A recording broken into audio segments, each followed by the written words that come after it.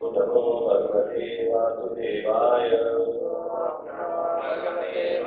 ओम नमो भगवते वासुदेवाय।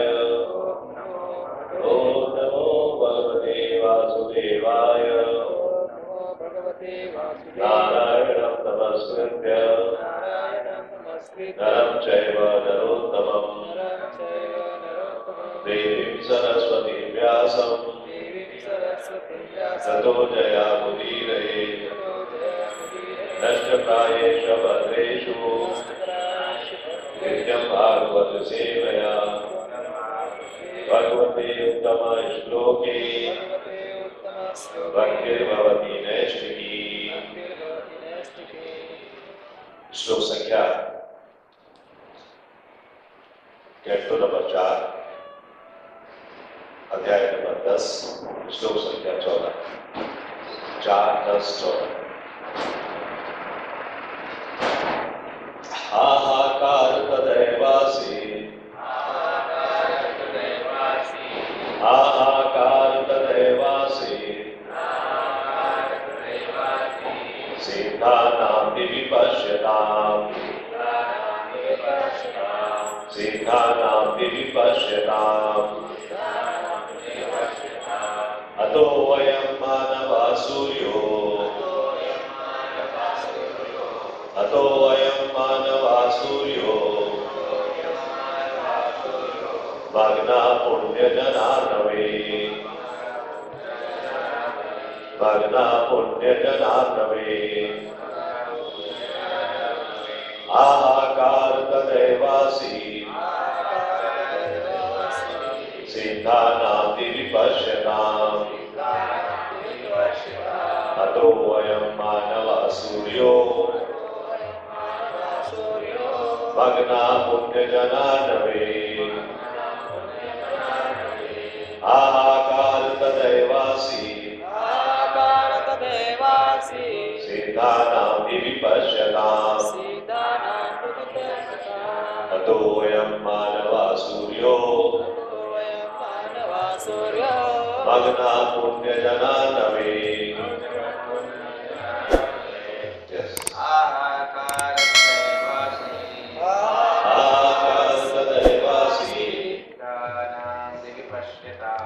सिद्धानां विपश्यताम् अतो वयं मानवा सूर्यो भग्ना पुण्यजनार्णवे हाहाकार तदैवासि सिद्धानां विपश्यताम् अतो वयं मानवा सूर्यो भग्ना पुण्यजनार्णवे हाहाकार तदैवासि सिद्धानां विपश्यताम् अतो वयं मानवा सूर्यो भग्ना पुण्यजनार्णवे। अनुवाद एवं तात्पर्य। कृष्ण कृपा मूर्ति रमेश चरणारविंद श्रील प्रभुपाद के द्वारा श्रील प्रभुपाद की जय।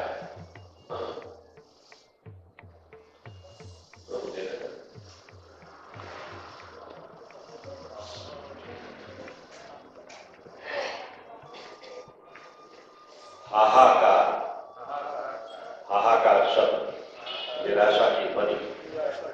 तदा उस समय एवं निश्चय ही आसी प्रकट था सिद्धानाम सिद्ध लोक के समस्त वासियों का दिव्य आकाश में पश्यताम युद्ध को देखते हुए हता मारा गया अयम ये मानवा मनु के पौत्र का सूर्य सूर्य मग्ना डूबा हुआ पुण्यजन यक्षों के अरण में समुद्र में स्वर्गलोकवासी सभी सिद्ध जन आकाश से युद्ध देख रहे थे।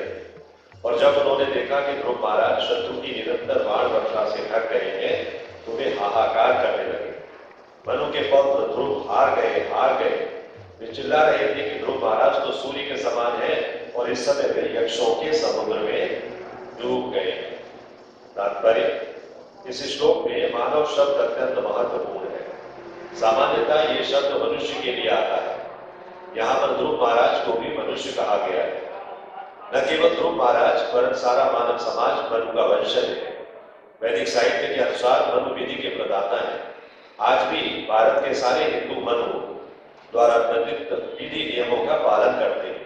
अतः मानव समाज का प्रत्येक व्यक्ति मानव अर्थात मनु का वंशज है। किंतु ध्रुव महाराज विशिष्ट मानव है क्योंकि वे महान भक्त हैं।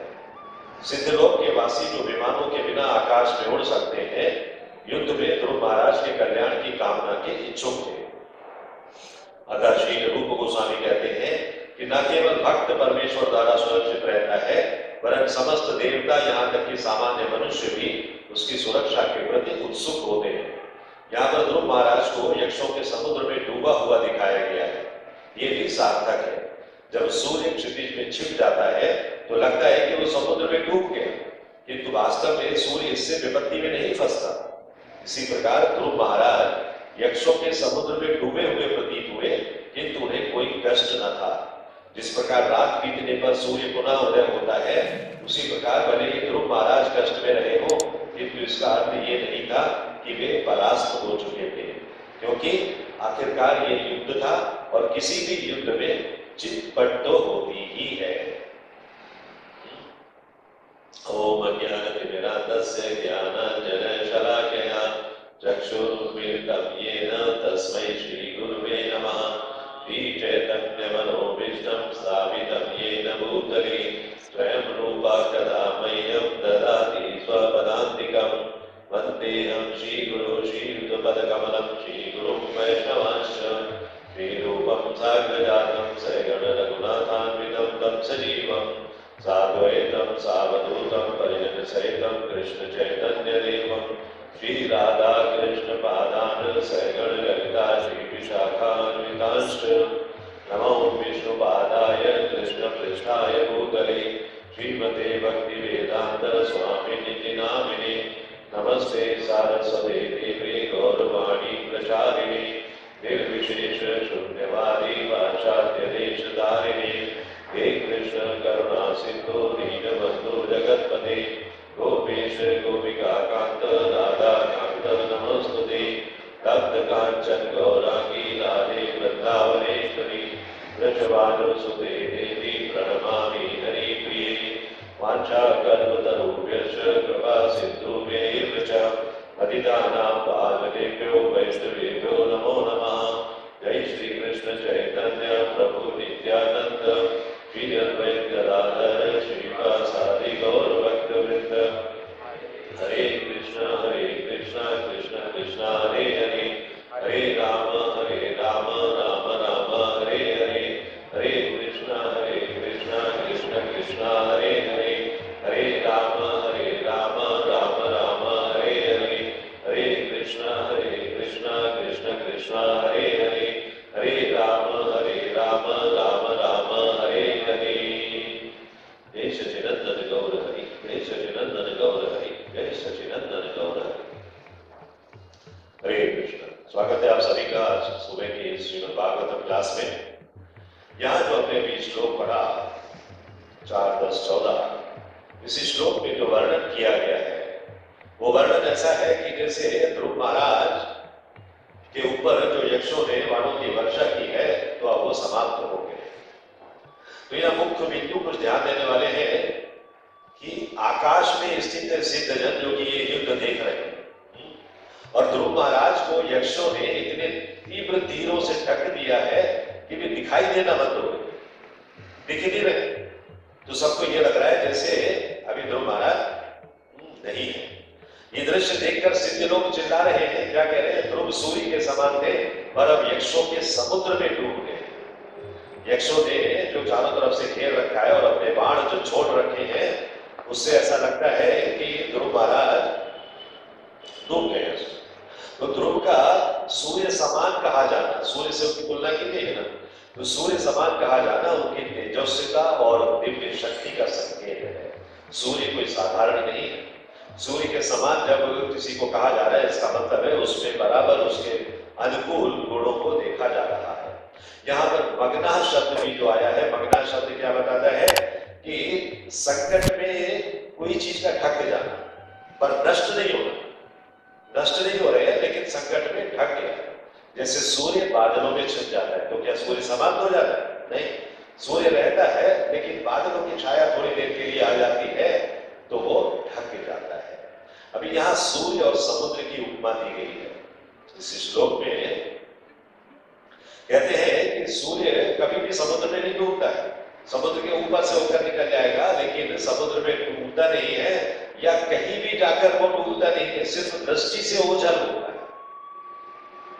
हमें दिखता नहीं है तो हम कहते हैं कि सूर्य डूब गया, लेकिन सूर्य डूबता नहीं। ये उपमा बताती है कि ध्रुव की शक्ति दब गई पर नष्ट नहीं।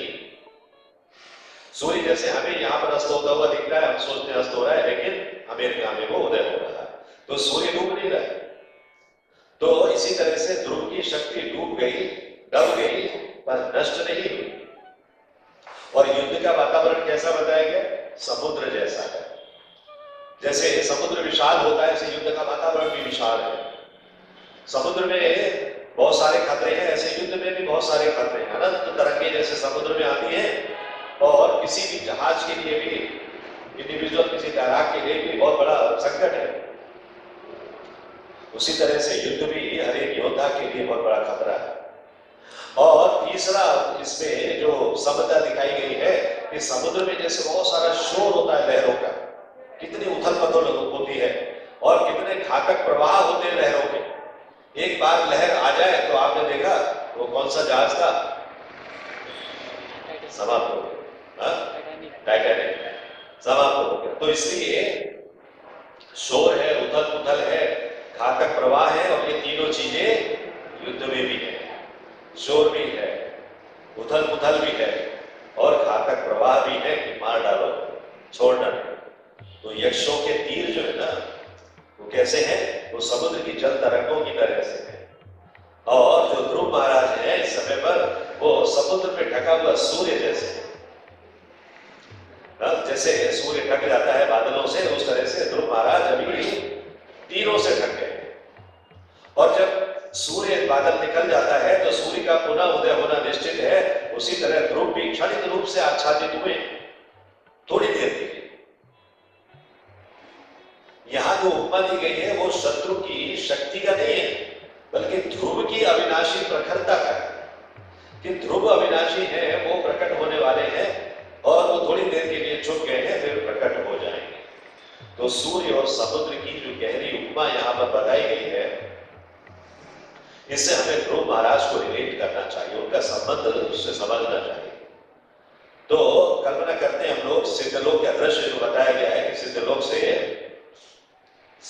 सिद्ध पुरुष सब देख रहे हैं, दर्शन कर रहे हैं, तो एक विजुअलाइजेशन आप सोचिए अपने दिमाग में कि क्या हो रहा होगा। समझ लीजिए आकाश में देवी विमान उड़ रहे हैं, इधर से उधर जा रहे हैं, उनमें बैठे हुए सिद्ध लोग अद्भुत तेज है, उनके योग शक्ति है, रिद्धि सिद्धियों से युक्त है, वो दर्शन कर रहे हैं कि नीचे क्या हो रहा है।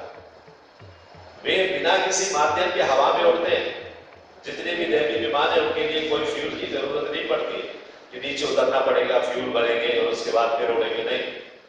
वे बिना किसी माध्यम के हवा में यात्रा कर रहे हैं। नीचे पृथ्वी पर भीषण युद्ध चल रहा है, यक्षों की सेना है, बादलों की गर्जना जैसी तीरों की ध्वनियां हैं, तीर ऐसे टक्कार करते हुए छोड़े जा रहे हैं कि बादलों की गर्जना भी उसके सामने कम है। और ध्रुव जैसे पहाड़ के समान स्थिर राजा हैं जो कि उन सब का सामना कर रहे हैं।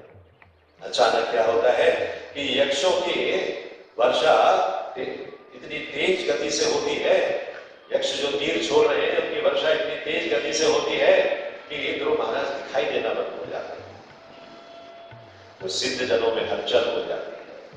जो ऊपर से देख रहे हैं ना सिद्ध जन, वो सोच रहे हैं ध्रुव महाराज दिख नहीं रहे, कहां गए?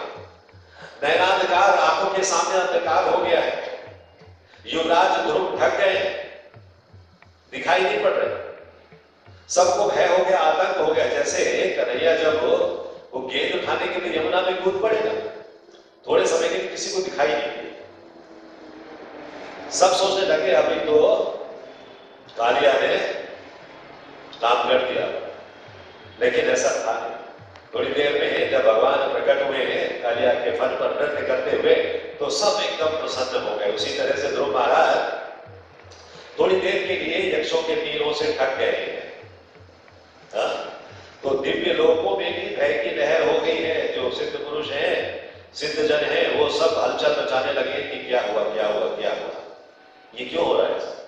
इसलिए हो रहा है कि ध्रुव महाराज शुद्ध भक्त हैं, भगवान के शुद्ध भक्त हैं। उनकी महत्ता और उनकी लोकप्रियता सभी लोगों में जानी जाती है, इसलिए सभी उनको जानते हैं, उनकी महत्ता को जानते हैं, उनकी भक्ति को जानते हैं। इसलिए सब चिंतित हो रहे हैं कि क्या होगा, क्या होने वाला है। तो यहां एक शब्द आया इस श्लोक में, देखो, मानवा। मानव जो शब्द है वो ध्रुव के उच्च स्थान को प्रदर्शित करता है, हाईएस्ट पोजीशन। कैसे? मानव का मतलब क्या है कि मनु के वंशज, मनु के वंशज सब मानव। इस शब्द में आदर्श मानव का भी अर्थ छिपा है। क्यों? क्योंकि ध्रुव केवल वंशज ही नहीं है, बल्कि श्रेष्ठतम मानव है, श्रेष्ठतम भक्त है। तो मनु स्वयं धर्म के प्रवर्तक हैं, सामाजिक व्यवस्था के मूल स्तंभ हैं। सामाजिक व्यवस्थाएं सब उनसे चली आ रही है। वैदिक संस्कृति के विधाता है। वैदिक संस्कृति का जो आरंभ हुआ है वहीं से हुआ। तो यदि मनु मानवता के पिता है तो ध्रुव मानवता के आदर्श पुत्र है। समझे आप डायरेक्शन क्या है? तो जब ध्रुव मानवता के आदर्श पुत्र हैं, मनु मानवता के पिता हैं, तो उसी वंश में चले आ रहे हैं, इसलिए वो आदर्श है, श्रेष्ठतम मानव है। शास्त्रों में प्रमाण मिलता है। यहां कहा गया है मनु मूलम मनुष्याणाम, मनु समस्त मनुष्यों के मूल है। और ध्रुवो मनो प्रियतमः, ध्रुव मनु के प्रियतम वंशज है। तो ये मनु महाराज से जो चला रहा है, जो परंपरा चली आ रही है वंश की, उसमें इनको मानव कहा गया, श्रेष्ठ मानव कहा गया। अभी युद्ध का दृश्य देखिए, सभी चीजों का अलग अलग अवलोकन करेंगे तो हमें पता लगेगा कि वातावरण कैसा है। युद्ध का अगर हम वैज्ञानिक विश्लेषण करें, मनोविश्लेषण करें, तो युद्ध में क्या होता है? युद्ध में दृश्य और ध्वनि भ्रम उत्पन्न करते हैं। ध्वनि इधर से आती है और काम इधर हो रहा होता है, दोनों भ्रम पैदा करते हैं। दृश्य इधर है, ध्वनि इधर है।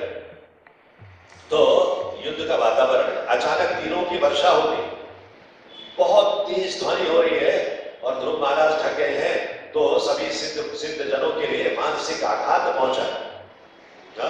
सिद्ध जन भी युद्ध की तीव्रता से प्रभावित हो रहे हैं, जबकि वो तो ऊपर है, सिर्फ देख रहे हैं। ये दिखाता है कि भक्त जो है ना, वो शीर्ष पर है। सिद्ध जन उनको देखने के लिए चिंतित है, ना कि यक्ष जनों के लिए। सिद्ध भी भक्ति की चिंता करते हैं, कहते हैं भक्त की रक्षा होनी चाहिए। कहां है ध्रुव, कहां है, ये दिखाई नहीं देते। तो भक्त रक्षा केवल भगवान का विषय नहीं है। भक्त रक्षा संपूर्ण ब्रह्मांड भक्तों की रक्षा के लिए उत्तरदायी होता है। संपूर्ण ब्रह्मांड एक हो जाता है किसी भक्त की रक्षा के लिए। तो यहां ध्रुव महाराज के विषय में भी वही बात हमें देखने को मिल रही है कि सारा ब्रह्मांड चिंतित है सिवाय यक्षों को छोड़कर। भागवत में बार बार संकेत मिलता है कि ब्रह्मांड का तंत्र भक्तों को हानि नहीं पहुंचने देता। ऐसी व्यवस्था है कि भक्तों को किसी न किसी तरह से सुरक्षा मिल ही जाती है। अभी यक्षों का समुद्र जो कहा गया, जो यक्ष इतनी बड़ी संख्या में है, उससे लग रहा है कि यक्षों का एक सी ऑफ यक्षस, एक यक्षों का समुद्र, एक महान दृश्य उपस्थित है रणभूमि में। यक्षों के तीरों की कल्पना कीजिए, हजारों चमकती हुई धातुओं जैसी गति से चली आ रही है और वो आकर एकदम टप टप टप टप टप टप बारिश की तरह से बरस रही है। बादलों से गिरती हुई बरसात की तरह ध्वनि और प्रकाश भी दिख रहा है और धुएं का भी चारों तरफ उजलापन है। ये वातावरण है युद्ध का। ध्रुव के चारों ओर एक धातु का तूफान जैसे बन गया है। इसे समुद्र कहें, यक्षों को समुद्र कहें या बाणों को समुद्र कहें, दोनों समुद्र है, क्योंकि बहुत ऊंचा है, अनंत है, चारों ओर से घेरे हुए तूफानी घातक और अथक रूप से उस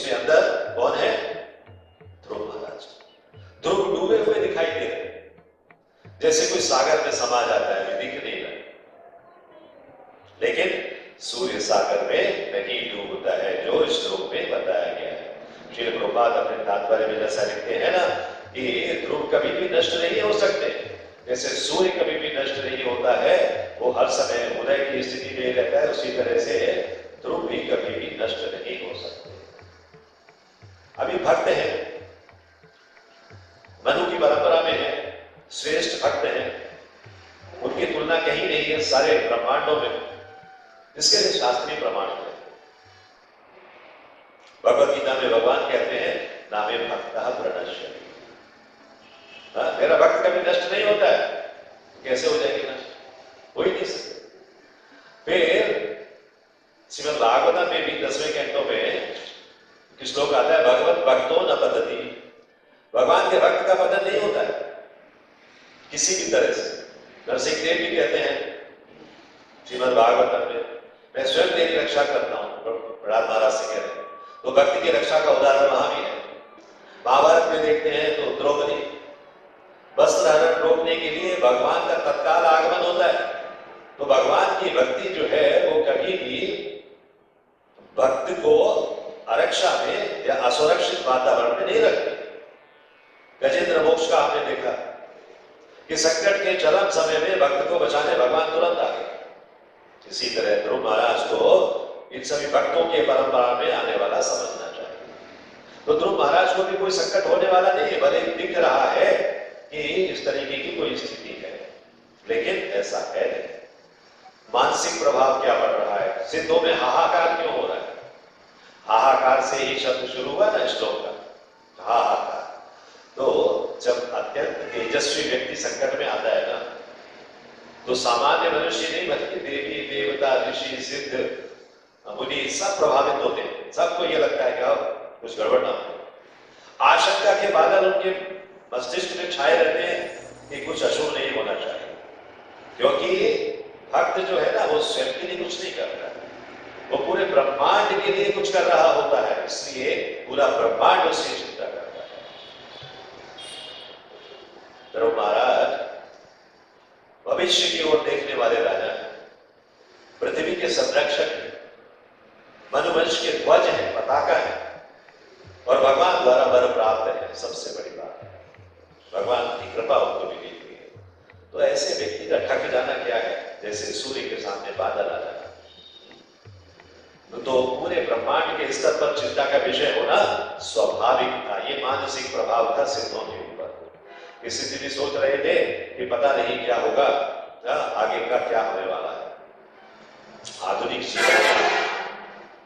आधुनिक जीवन में हमारी जो पर्सनल लाइफ है उसमें आप देखिए, कल्पना करिए, एक बहुत अत्यंत तेज, ईमानदार, साहसी, उच्च प्रदर्शन करने वाला, हाई परफॉर्मेंस देने वाला कर्मचारी है, अचानक उस पर आरोप लग जाते हैं कि तुमने ये हमारी कंपनी में ये चोरी की। उसका प्रोजेक्ट जो होता है फेल हो जाता है, बहुत प्रेशर में आ जाता है, लोग कहते हैं अब इसका कैरियर खत्म हो गया, फिनिश। तो अगर वो ईमानदार है, साहसी है, तेज है, बुद्धि है, ज्ञान है उसमें, तो वो व्यक्ति कुछ समय के लिए ढक जाएगा। परिस्थितियां ऐसे, चलो ठीक है कुछ समय के लिए, लेकिन अंत में फिर सत्य उभर कर बाहर आता है।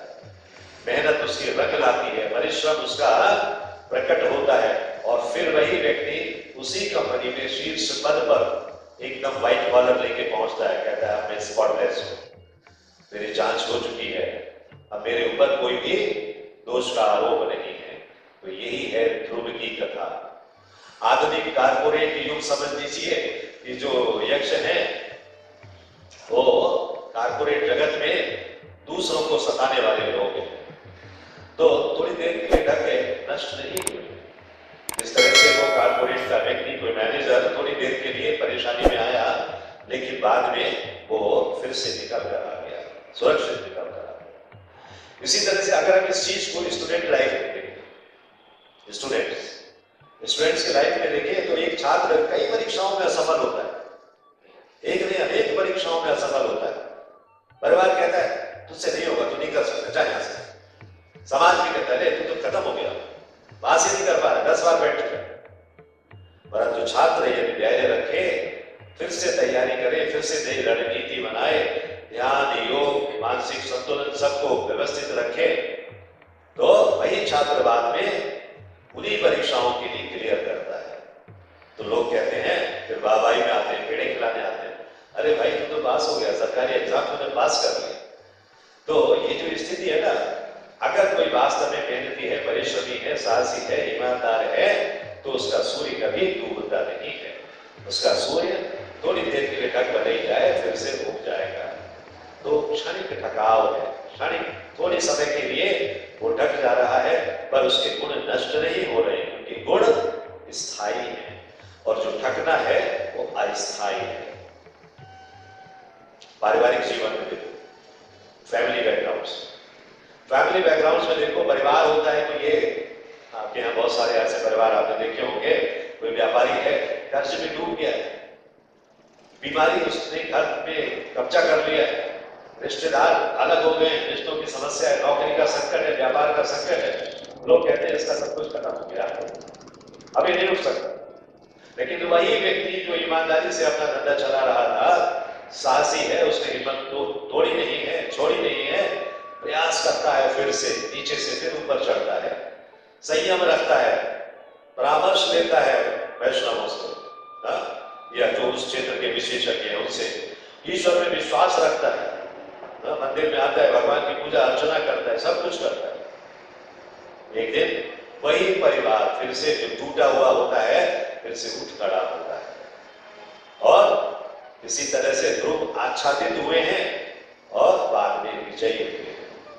हम भी उसी सिद्धांत पर चलना चाहिए हम सबको, कि अगर कष्ट आते हैं तो कष्टों को भगवान की कृपा मानकर हमें स्वीकार करना है, भगवान को छोड़ नहीं देना। अरे भगवान आपने तो कष्ट दे दिए, अब क्या हम आपकी पूजा करें, हम सोने वाला नहीं करेंगे, अब हम बंद कर देंगे सोने वाला, आप तो हमारी केयर ही नहीं करते। ऐसा नहीं, भगवान के प्रति अपनी निष्ठा को हमेशा बनाकर रखना है, समाप्त नहीं करना है, क्योंकि ये जो दुखों के बादल है ना, ये तो आते जाते रहते हैं। सुखों की एक हवा आएगी तो दुखों के बादल को उड़ा कर ले जाएगी, फिर सुखी सुख है। तो युद्ध के मध्य में ध्रुव महाराज का जो आंतरिक तेज है ना, वो क्या है, वो विष्णु उपासना का प्रताप है। ध्रुव की शक्ति कहां से आ रही है, भगवान विष्णु की उपासना के प्रताप से आ रही है।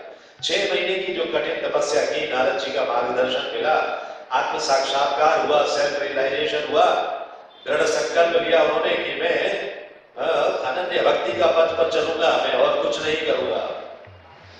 दिव्य शस्त्र है उनके हाथ में, क्या, भगवान की भक्ति शस्त्र है वो, क्योंकि भगवान को तलवार और तीर कमान वो सब नहीं चाहिए। अगर आप भक्ति कर रहे हो तो वो सबसे बड़ा दिव्य शस्त्र है भगवान के लिए।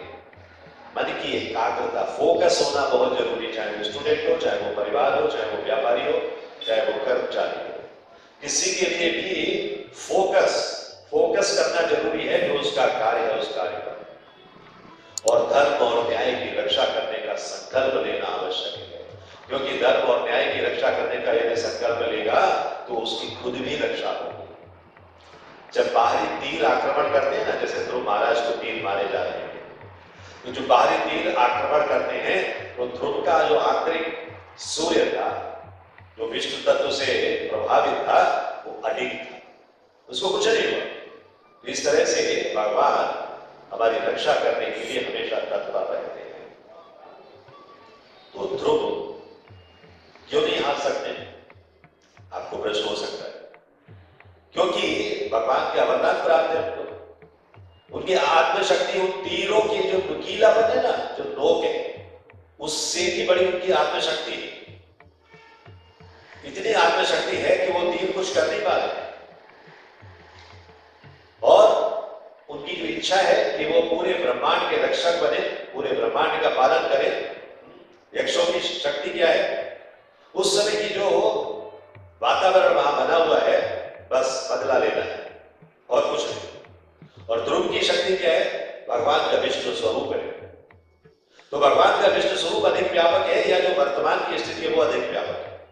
वर्तमान की स्थिति व्यापक नहीं है, वो अस्थायी है, थोड़े समय के लिए। लेकिन ध्रुव का जो विष्णु स्वरूप है, विष्णु स्वरूप में उसकी जो आसक्ति है, उसकी जो भक्ति का प्रताप है, वो व्यापक है। तो स्वरूप जो होता है ना, वो कभी ढकता नहीं। भगवान का स्वरूप कभी ढकता हुआ देखा है? नहीं, किसी भी कथा में, किसी भी प्रसंग में कभी भी भगवान का स्वरूप ढकता नहीं है, केवल क्षणिक रूप से उसकी झलक छिप जाती है। That's all, और कुछ नहीं। तो ध्रुव का पुनः उदय होना सुनिश्चित था। तो शास्त्रों के उल्लेख को अगर ध्यान में रखते हुए देखें तो ये जो संकट आते हैं ना, ये संकट टेम्परेरी, अस्थायी है। संकट का मतलब क्या है? संकट जब आ रहे हैं तो हमें शिक्षा दे रहे, टीचिंग्स दे रहे कि how to deal with these difficulties, इन संकटों को कैसे पार पाया जाए। और जो विरोध हो रहा है ना हमारा, जैसे कारपोरेट में उसका विरोध हुआ, व्यापारी का विरोध होता है, परिवार में विरोध होता है, विरोध हमारा तप है। हम तप कर रहे हैं कि इन सब के बीच में भी हम उठकर खड़े हो जाएंगे। और तीर जो है ना, वो तीर हमारे कर्म फल है। अगर वो कर्म आपके निष्काम भाव से है तो उन तीरों का कोई प्रभाव नहीं होने वाला है। और अगर वो कर्म हमारे सकाम है तो वही तीर हमें भेदते हुए चले जाएंगे और हम लहूलुहान हो जाएंगे और भगवान हमारी रक्षा नहीं कर पाएंगे। और ये जो थकाव है ना, थक गए थोड़ी देर के लिए, तीरों से ढक गए या बादल से सूर्य ढक गया, ये परीक्षा है, परीक्षा का समय। और जब बाहर से निकल कर आते हैं, फिर से अंदर से निकल कर बाहर आते हैं ना, पुनर्जागरण जो होता है, कृपा है, मर्सी है भगवान की कि भगवान ऊपर से देख रहे होते हैं अब समय आ गया है, अब इसको फिर से सुरक्षित बाहर निकालना। और विजय जो है वो उस धर्म का परिणाम है जिस धर्म का पालन किया जा रहा है। अगर अधर्म होगा तो विजय नहीं होगी, धर्म होगा तो वही विजय है। और ध्रुव का ढक जाना इसलिए नए जीवन का उदय है, उसकी शुरुआत है, उसका आरंभ है। तो ध्रुव से, ध्रुव की इस कथा से हम 10 लर्निंग पॉइंट्स ले सकते हैं, 10, एक नहीं 10, कि संकट जो है वो स्थायी नहीं होते, they are not permanent, they are temporary, आए और गए। मैंने कहा ना अभी, दुखों को सुखों की हवा जो है उड़ा के ले जाती है, तो संकट स्थायी नहीं है। और जो जीव है, यहां जैसे ध्रुव महाराज है, उनका जो तेज है वो तेज कभी भी नष्ट नहीं होता है, अगर भगवान की कृपा निरंतर बनी रहे और भक्त उस दिशा में निरंतर लगा रहे, कभी तेज नष्ट नहीं होता है। तो जो व्यापारी है या छात्र है या परिवार के लोग हैं, यदि साहस के साथ में ईमानदारी से जुड़े रहेंगे अपने कार्यों में, तो कभी वो नष्ट नहीं होंगे। और जो बाहरी तीर है ना, बाहरी मुसीबतें हैं, जो संकट है, वो हमारे आंतरिक शक्ति को कमजोर नहीं कर सकते। आंतरिक शक्ति ही, चूंकि हमें भगवान का आश्रय प्राप्त है, भगवान की शरणागति प्राप्त है, तो वो बाहरी तीर हमारा कुछ नहीं बिगाड़ पाते। और लोग बहुत जल्दी निष्कर्ष निकाल लेते हैं कि ऐसा हो जाएगा, वैसा हो जाएगा। लोगों ने जैसे कहा, अब तो ये खत्म हो गया, अब तो ये कुछ नहीं कर सकता, अब तो ये कोई एग्जाम पास नहीं कर सकता है स्टूडेंट भी, नहीं। उनके निर्णयों पर कभी भी ध्यान न दें। समाज में हम कहते हैं हम ये काम इसलिए कर रहे हैं कि नहीं करेंगे तो 4 लोग क्या कहेंगे। वो 4 लोग कभी जीवन में मिलते नहीं है कि क्या कहने वाले वो 4 लोग। आप ढूंढते हो सारा जीवन निकल जाएगा, आप 4 लोग मिलेंगे। तो जब मिलते ही नहीं है तो उनकी चिंता क्या करने का। इसलिए अपने निर्णय स्वयं करें और अपने आप पर आधारित रहे, ना कि 4 लोगों के ऊपर। कि 4 लोग ये कहेंगे अरे क्या कपड़ा पहनकर आया है, 4 लोग ये कहेंगे कैसा बोलता है, 4 लोग ये कहेंगे कैसा चलता है, 4 लोग ये कहेंगे 4 लोगों को जाने दो भाड़ में, अपना निर्णय स्वयं करो। और ईश्वर की रक्षा अदृश्य होती है, दिखाई नहीं देती है, लेकिन जिसकी रक्षा होती है उसे महसूस होता है। जिसकी रक्षा भगवान कर रहे हैं उसे महसूस होता है, हाँ भगवान ने मुझे बचाया। और भक्त, मैंने कहा ना पूरा ब्रह्मांड उनके लिए चिंतित था। क्यों? क्योंकि भक्त होता ही ऐसा है, उसका पूरे ब्रह्मांड में महत्व होता है। अभी हम कलियुग में देखिए, हम जैसे जीवों का क्या महत्व है। पहले तो भक्ति नहीं है, भक्त हो जाए उस लेवल के तो हो सकता है गली मोहल्ले में 2-4 सोसाइटीज में कहीं पुकारा जाए कि चलो ठीक है ये जगन्नाथ मंदिर का भक्त है, बस इसके अलावा। लेकिन वहां पर ध्रुव महाराज ऐसे भक्त हैं कि पूरे ब्रह्मांड में उनकी चर्चा हो रही है, पूरे ब्रह्मांड चिंतित है। और जब संघर्ष आ रहा है तो संघर्ष क्या है, जब सूर्य उदय होता है उससे पहले क्या दृश्य होता है? सुबह सुबह देखा हो, तो उदय से पहले का अंधकार है वो संघर्ष। अंधकार उस समय गहरा हो जाता है और उसके बाद जब पौ फटती है, सूर्य निकलता है, तो वो जो प्रकाश है वो संघर्ष से उदय है। तो पर्सनल जीवन में, पर्सनल लाइफ में कोई आपकी प्रशंसा करता है या आपके ऊपर संकट आते हैं, बोथ आर टेम्परेरी। ये मत समझो कि परमानेंट है।